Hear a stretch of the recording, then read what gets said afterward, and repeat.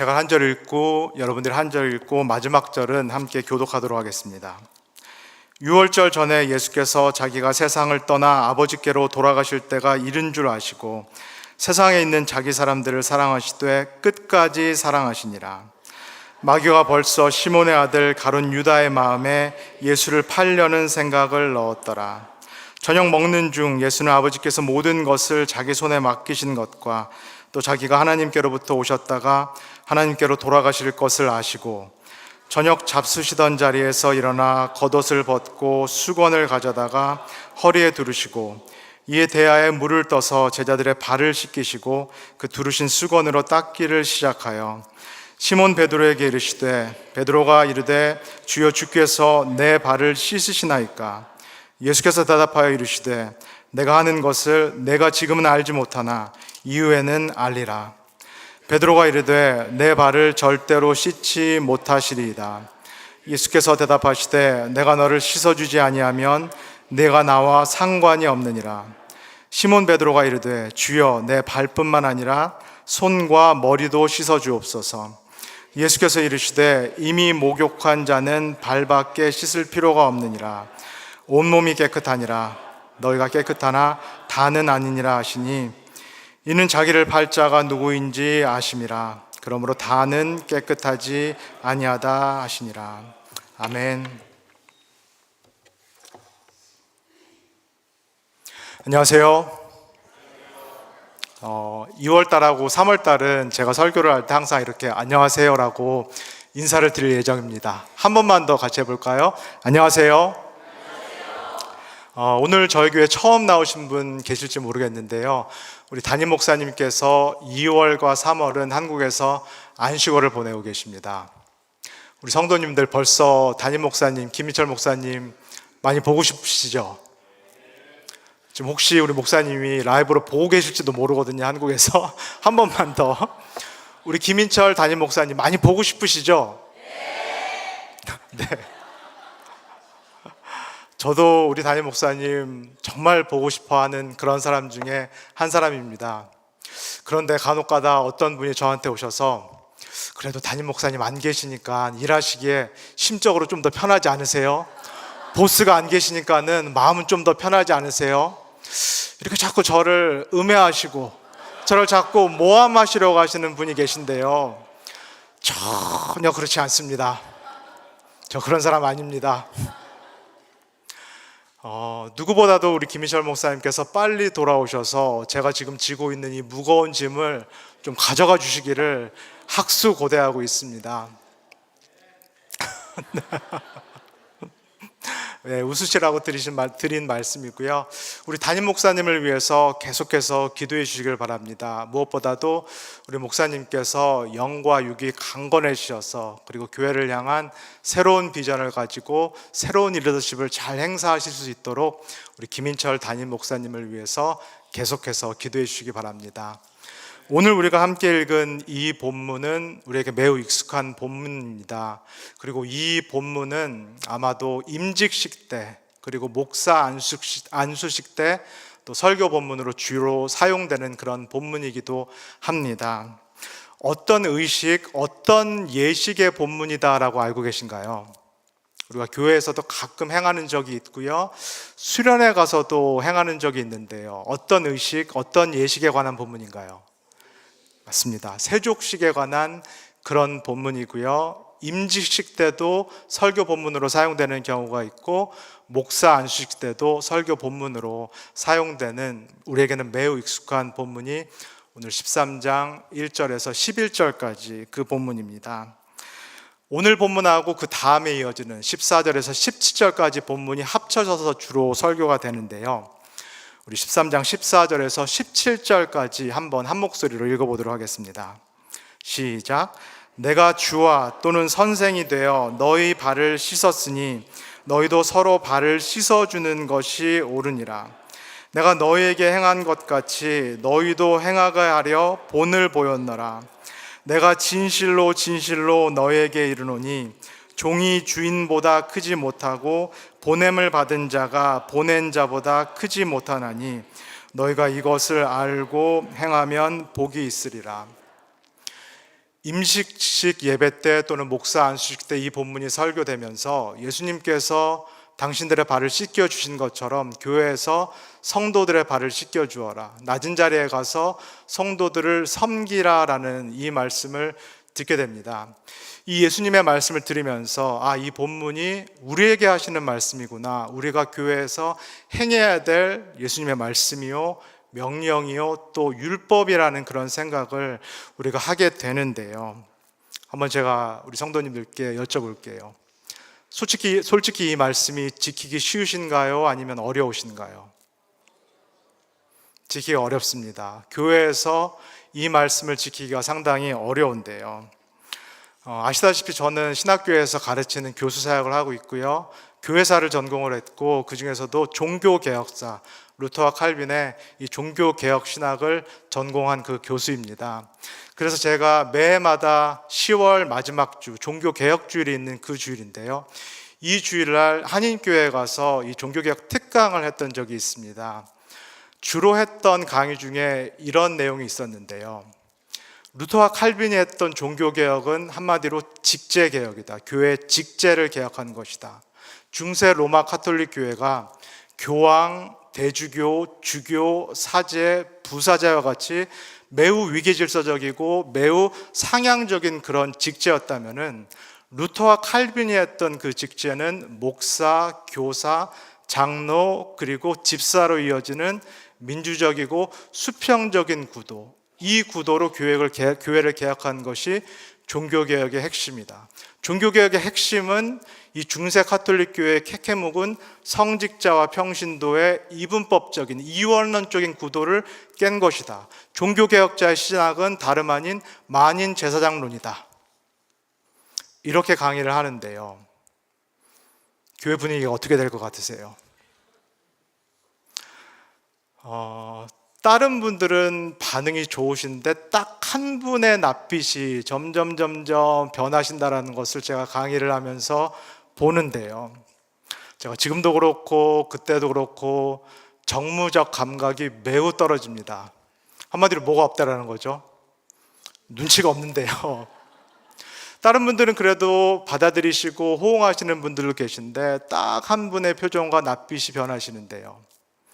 제가 나중에 들은 얘기지만은 그 교회 담임 목사님께서 저를 섭외한 부목사님을 불러다가 한마디 하셨다라는 얘기를 나중에 들었습니다. 그리고 그 교회에 다시는 저는 이 외부 초청 강사로 초대를 받지 못했습니다. 오늘 본문이 예수님께서 발을 씻기시는 그 본문이고, 이게 직분자, 심지어 목회자가 따라야 될 그 본이다라는 말씀을 해주셨는데, 이것이 사실 세상은 물론이거니와 교회에서도 구현되기가 매우 어렵습니다. 교회도 마찬가지로 직제가 피라미드와 같은 상향지향적인 구조로 되어 있기 때문에 예수님의 이 말씀이 우리 교회 안에서도 구현되기가 매우 어렵다라는 것이 현실입니다. 그러나 이 구조적인 문제보다도 더 본질적인 어려움, 이 본문을 우리가 적용하기가 어려운 본질적인 이유가 있습니다. 오늘 읽은 앞장 12장 24절에서 25절까지 이 말씀이 있는데, 한번 같이 이 말씀도 읽어보도록 하겠습니다. 시작. 내가 진실로 너에게 이르노니 한 알의 밀이 땅에 떨어져 죽지 아니하면 한 알 그대로 있고 죽으면 많은 열매를 맺느니라. 자기의 생명을 사랑하는 자는 잃어버릴 것이요 이 세상에 자기의 생명을 미워하는 자는 영생하도록 보전하리라. 예수님께서 우리에게 단순히 낮은 곳으로 내려가셔서 한두 번 성도들의 발을 닦아주라라는 그런 말씀을 하신 것이 아닌데요. 무엇을 하라? 무엇을 어떻게 하라? 한 알의 밀알이 돼서 썩어져라. 자기를 부인해라. 자아를 부정하라. 자기를 어떻게 하라? 사랑할 것이 아니라 미워해라라고 말씀하고 계십니다. 이 말씀을 우리가 직접적으로 듣게 된다면은, 이 말씀이 우리에게 하신 예수님의 명령이요 율법이요, 특별히 이 말씀이 예수님께서 순환을 당하시기 전에, 죽음을 당하시기 전에 하신 말씀이기 때문에 우리에게 하신 유언으로 듣게 되는데요. 이 말씀이 본질적으로 우리에게 어려운 이유는 무엇일까요? 저도 그렇고 우리 성도님들도 다 유학을 오셨거나 이민을 오셨는데요. 이 미국 땅에 오실 때 어떤 마음으로 오셨나요? 내가 미국에 가서 하늘의 밀알이 되리라. 내가 미국에 가서 하늘의 밀알에 대해서 썩어지리라. 내가 한국에서는 이 자기 부인, 이 나를 부정하는 것이 너무너무 어려웠는데 내가 미국에 가서 신앙생활을 제대로 한번 해보리라. 내가 미국에 가서 자기 부인, 자기 부정, 십자가를 지고 제대로 한번 크리스천으로 살아보리라. 이렇게 마음 먹고 오신 분 계신가요? 우리는 사실 미국에서 한국에서보다 보다 더 나은 삶, 보다 더 좋은 삶, 보다 더 윤택한 삶을 꿈꾸면서 온 것이 사실입니다. 자기 부인이라든가 자기 부정이 아니라 오히려 우리는 자기를 실현하고 자아를 성취하기 위해서 미국 땅에 온 것이 우리의 솔직한 심정입니다. 우리뿐만 아니라 우리의 자녀들, 우리의 손주들도 그들의 자아가 실현되고 구현되기를 바라는 것이 우리의 마음이고, 또 그들의 자아가 실현된 것을 보고 기뻐하고 즐거워하는 것이 우리의 속마음입니다. 예수님께서 오늘 말씀하신 이 내용이 사실은 우리가 원하는 것, 우리가 바라는 것, 우리가 이민을 온 그 이유와 반대가 되는데요. 교회 안에도 마찬가지로 피라미드적인 상향 구조적인 그런 문제가 있다면 우리도 본질적으로 바라는 것은 내려가는 삶, 하향지향적 삶이 아니라 상향지향적 삶이다라는 것을 부인하기가 매우 어렵습니다. 그렇다면 오늘 이 본문을 우리가 어떻게 되새기는 것이 우리에게 보다 유익하고 올바른 그런 성경 읽기가 될까요? 우선적으로 오늘 본문의 말씀이 1차적으로 직접적으로 나에 대한 말씀이 아니라는 것, 우리에 대한 말씀이 아니다라는 것을 깨닫는 것이 중요합니다. 오히려 이 말씀은 세족식을 통해서 이 예수님께서 과연 누구신가, 그리고 예수님을 통해서 우리에게 드러나는 하나님이 과연 누구신가를 보여주는 말씀입니다. 13장 1절을 제가 읽겠습니다. 6월절에 예수께서 자기가 세상을 떠나 아버지께로 돌아가실 때가 이른 줄 아시고 세상에 있는 자기 사람들을 사랑하시되 끝까지 사랑하시니라. 13장에서 예수님의 고별 설교가 마쳐지는 17장까지 계속해서 반복되는 그 단어는 사랑입니다. 세족식, 최후의 만찬, 고별 설교에서 예수님께서 반복적으로 중요하게 강조하시는 그 개념이 사랑입니다. 그리고 요한복음 전체, 그리고 요한 1, 2, 3서에서도 중요하게 다루어지는 그 핵심 개념이 바로 사랑입니다. 요한복음은 하나님께서 사랑하셨기 때문에 우리 모두를 창조하셨다라고 말씀합니다. 그리고 하나님께서 사랑이시기 때문에 우리를 되찾으시기 위해서 이 땅에 내려오셨다라고 말씀하고 계십니다. 그리고 13장 1절은 보다 분명하게 하나님이 사람들을 끝까지 사랑하신다라고 말씀하십니다. 여기서 하나님이 끝까지 사랑하신다라는 말씀은 완전히, 온전히, 충만히, 이 사랑이 끝날 때까지, 그리고 이 사랑에서 제외되는 사람이 없을 때까지 사랑하신다라는 것을 말씀하십니다. 요한복음 지금까지 들었던 이야기들을 떠올리면서 예수님께서 정말 문자적으로 끝까지 가셔서 사랑하셨던 그 사람들을 우리 한번 떠올려 볼까요? 예수님께서는 대낮에 사람들의 시선을 피해서 우물가에 온 이 사마리아 여인을 끝까지 찾아가셨고, 사람들의 손가락질을 받았던 그 사람을 끝까지 사랑하셨습니다. 예수님께서는 38년 동안 베데스다 연못에 누워 있었던 그 사람, 도대체 얼마나 심한 죄를 졌길래, 하나님께 얼마나 심한 죄를 졌길래 이런 몹쓸 병에 걸렸는가, 사람들에게 평생 그 손가락질을 받았던 사람, 그래서 정말로 죄책감에 시달리고 있었던 이 사람을 끝까지 찾아가셔서 사랑하셨습니다. 예수님께서는 현장에서 가늠하다가 붙잡혀온 이 여인, 이런 부도덕한 삶을 산 사람은 무조건 돌로 쳐서 죽여야 한다는 이 사람, 이 한 사람을 끝까지 찾아가셔서 사랑하셨습니다. 그리고 이 여인에게 나도 너를 정죄하지 않는다라는 무조건적인 사랑, 무조건적인 용서의 메시지를 하셨습니다. 그리고 나면서부터 눈먼 사람, 도대체 이 사람이 부모의 죄 때문에 이렇게 된 것이냐, 아니면 이 사람의 죄 때문에 이렇게 된 것이냐, 마을에서 사람들의 이 얘기를 평생 들었던 이 한 사람을 예수님께서는 끝까지 찾아가셔서 사랑하셨습니다. 그리고 지난주에 함께 들은 내용, 베다니에 사는 마르다, 마리아, 그리고 이미 죽은 나사로, 예수님께서는 이 나사로를 찾아가셔서 끝까지 찾아가셔서 죽음 가운데서 이 나사로를 불러내신 분, 이분이 바로 이 땅에 내려오신 예수 그리스도십니다. 그 당시 하나님의 사랑에서 이미 제외됐다라고 여겨졌던 이런 사람들, 하나님의 사랑과 용서를 받기에는 자격이 없다라고 여겨졌던 그 사람을 예수님께서는 끝까지 찾아가셨고, 그 한 사람을 끝까지 사랑하셨던 이분이 바로 우리에게 찾아오신 사랑의 하나님이십니다. 3년의 그 공생의 기간 가운데 갈릴리, 가버나움, 베다니, 예루살렘, 사마리아 가릴 거 없이 사랑이 필요한 한 사람이 있다면 끝까지 찾아가셔서 사랑하셨던 분이 바로 요한복음이 그리고 있는 예수 그리스도십니다. 그렇다면 본문의 세족식, 오늘 우리가 보고 있는 이 세족식은 우리가 행해야 될 명령이라든가 율법으로 읽기보다는 이 세족식은 예수 그리스도가 과연 누구인가, 그리고 예수 그리스도를 통해서 보여지는 이 하나님 아버지께서 정말 어떤 분이신가를 보여주는 요한복음의 제 8번째 표징이 되겠습니다.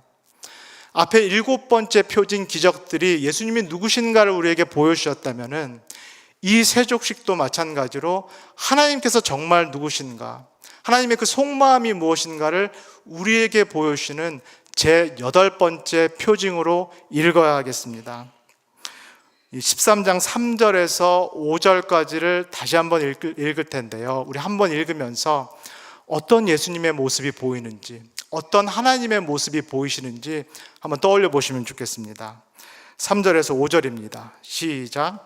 저녁 먹는 중 예수는 아버지께서 모든 것을 자기 손에 맡기신 것과 또 자기가 하나님께로부터 오셨다가 하나님께로 돌아가실 것을 아시고 저녁 잡수시던 자리에서 일어나 겉옷을 벗고 수건을 가져다가 허리에 두르시고 이에 대야에 물을 떠서 제자들의 발을 씻기시고 그 두르신 수건으로 닦기를 시작하여, 이 8번째 표징을 통하여서 어떤 예수님의 모습이 보이시나요? 어떤 하나님의 모습이 보이시나요? 예수님 하나님은 우리가 일반적으로 생각하는 왕이요, 군주요, 주인이 아니십니다. 예수님 하나님은 우리 위에 군림하시고 우리를 압제하시는 그런 왕이요, 군주요, 주인 되신 그런 하나님이 아니십니다. 이 세족식을 통하여서 우리에게 보여지는 예수님 하나님은 오히려 자신의 권한, 자신의 권위, 자신의 힘과 능력을 스스로 제한하시는, 오히려 스스로 버리시는 그런 하나님이십니다. 하나님이 하나님 되심마저도 포기하시고 하나님과는 전적으로 다른 우리 인간이 되셔서 이 땅에 내려오신 그 하나님이십니다. 도대체 왜 하나님께서 자신의 권위와 권력과 힘마저 제한하시면서, 아니 자신의 하나님 되심마저 버리시면서 저와 여러분들을 찾아오셨을까요? 그것도 마치 가룟 유다와 같이 여전히 하나님을 이용하고자 하는 그 마음이 남아있는 우리, 여전히 하나님을 조건적으로 대하고 사랑하는 그 우리를 이 예수님께서, 하나님께서 왜 하나님 되심마저 포기하신 채 우리에게 내려오셨을까요? 마치 베드로처럼 입술로는 하나님을 주인으로 고백하고 인정하지만 실제 삶에서는 마치 하나님이 없는 것처럼 살아가는 우리, 실제 삶에서는 마치 하나님을 부인하는 것처럼 여전히 살아가고 있는 그 모습이 남아있는 우리에게 이 하나님께서는 왜 하나님 되심마저 포기하시고 우리에게 이 멀고 먼 길을 찾아 내려오셨을까요? 도대체 왜 그러셨을까요? 그것은 바로 성부, 성자, 성령 하나님께서는 본성상 사랑이시기 때문입니다. 우리는 그렇지 않을지 몰라도 성부, 성자, 성령 이 삼위일체 하나님께서는 본성상 사랑의 관계이시기 때문입니다. 자녀와 부모의 관계를 한번 떠올려 보겠습니다. 자녀는 부모를 사랑하지 못할지라도, 자녀가 부모를 사랑하는 것은 늘 조건적일지 몰라도 부모가 자녀를 사랑하는 것은 무한하고 끝까지 가는 사랑이고 조건적이지 않은 사랑, 무조건적인 사랑인 줄 믿습니다. 우리가 하나님을 사랑하는 것은 조건적일 수 있지 모르지만, 부족할지 모르겠지만은 우리의 아버지 되신 하나님의 우리에 대한 사랑은 무조건적인 사랑이고 끝까지 가는 사랑일 줄 믿습니다. 하나님께서 이 땅에 우리를 찾아 내려오신 그 이유는 바로 당신께서 삼위일체 안에서 누리시는 그 사랑을 우리도 맛보게 하기 위해서, 우리도 경험하기 위해서 이 땅에 내려오신 줄 믿습니다. 하나님 우리를 끝까지 사랑하신다라는 그 말씀은 성부와 성자와 성령께서 사랑하시는 그 사랑의 강도로, 그 사랑의 정도로 우리 모두를 사랑하신다라는 말씀으로 믿습니다. 마지막으로 13장 8절을 함께 읽도록 하겠습니다. 13장 8절입니다. 베드로가 이르되 내 발을 절대로 씻지 못하시리이다. 예수께서 대답하시되 내가 너를 씻어주지 아니하면 내가 너와 상관이 없느니라. 오늘 본문에 나오는 상관이라는 단어는 유업이라는 뜻입니다. 유산이라는 뜻입니다. 선물이라는 뜻입니다. 하나님께서 아브라함에게 너의 고향을 떠나라, 내가 이 땅을, 새로운 땅을 유업으로 주리라, 유산으로 주리라, 선물로 주리라고 말씀하셨을 때 그 유업, 그 선물, 그 유산이 바로 오늘 본문에서 보는 상관입니다. 하나님께서는 하나님 되심마저 포기하시고 인간이 되셔서 이 유업, 유산, 선물을 우리 모두에게 주시기 위해서 이 땅에 찾아오셨는데요. 이 유업, 유산, 선물이 과연 무엇일까요? 하나님과의 영원한 관계입니다. 우리가 하나님 안에 살 수 있는 그 영원한 삶을 우리에게 선물로 주시기 위해서 본성상 사랑이신 이 하나님께서 우리 모두를 한 사람도 빠짐없이 끝까지 찾아가셔서 선물로 주시기를 원하심을 믿습니다. 이 영원한 하나님과의 교제를 하기 위해서 성삼위 하나님께서 누리시는 이 친밀한 사랑의 교제 가운데 우리를 초대하시기 위해서 이 하나님께서 이 땅 가운데, 그리고 우리 성도님들의 삶 가운데 들어오셨음을 믿습니다. 사랑하는 성도 여러분, 신앙생활은 무엇을 하는 것이 우선이 아닙니다. 신앙생활에서 율법이 결코 우선이 아닙니다. 신앙생활에서는 도덕과 윤리가 우선이 될 수가 없습니다. 자기 부정과 자기 부인마저도 신앙생활에서는 결코 우선순위가 아닙니다. 신앙생활에 있어서 행위가 우선이 아닙니다. 이 모든 것들은 부차적인 것이요, 2차적인 것이요, 뒤따라 오는 것입니다. 신앙생활에서 가장 중요한 것, 가장 우선순위가 되어야 되는 것은 우리가 우리를 찾아오신 이 하나님의 사랑 가운데 잠잠히 거하는 것일 줄 믿습니다. 이 하나님의 사랑 가운데 우리의 삶과 우리의 영성이 깊이 뿌리 내리는 것일 줄 믿습니다.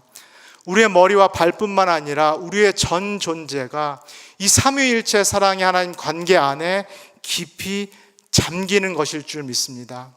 우리의 날마다의 삶이 행위 중심적인 것이 아니라 존재 중심적인 삶이 되기를 원합니다. 신앙에 있어서 존재가 우선이요, 행위가 우선이 아닙니다. 우리의 신앙생활 가운데, 하나님의 관계 가운데 여러분들의 존재가 하나님의 이 사랑 가운데, 삼위일체 하나님의 사랑 가운데 깊이 잠기기를 원합니다. 이 깊이 잠긴 사랑 가운데 우리가 좋은 나무가 될 줄 믿습니다. 우리가 좋은 나무가 된다면은 좋은 열매는 자연스럽게 결과적으로 맺힐 줄 믿습니다. 오늘 하루 그리고 한 주간 살 때 이 하나님의 깊은 사랑 가운데, 무엇보다도 끝까지 가는 이 하나님의 사랑 가운데, 다른 누구도 아닌 나를 찾아서 이 땅까지 내려온 그 하나님의 사랑 가운데 나의 전 존재가, 나의 삶이 깊이 잠기는 그 사랑을 누리고 맛보는 복된 삶 되시기를 예수 그리스도의 이름으로 간절히 소원합니다. 다 같이 기도하겠습니다. 사랑해 주님, 그렇습니다. 행위가 우선이 아닙니다. 우리가 무엇을 하는 것이 우선이 아닙니다. 자기 부인과 자기 부정이 우선이 아닙니다. 율법이 우선이 아닙니다. 그것보다 먼저 사랑이 있어야 하겠습니다. 하나님의 사랑을 우리가 깊이 맛보기를 소원합니다. 삼위일체 그 사랑의 하나님의 관계 가운데 깊이 들어가기를 소원합니다. 우리의 머리와 발뿐만 아니라 우리 존재 전체가 그 삼위 하나님께서 누리시는 사랑 가운데 깊이 들어가 뿌리 내리기를 소원합니다. 우리의 영성이 행위에 있지 않게 하시고 존재에 있게끔 하옵소서. 그래서 하나님의 사랑을 깊이 누리며 그 다음에 이웃을 위해 나아갈 수 있는 우리 모두가 될 수 있도록 주님 축복하여 주시옵소서. 감사드리며 예수님의 이름으로 기도합니다.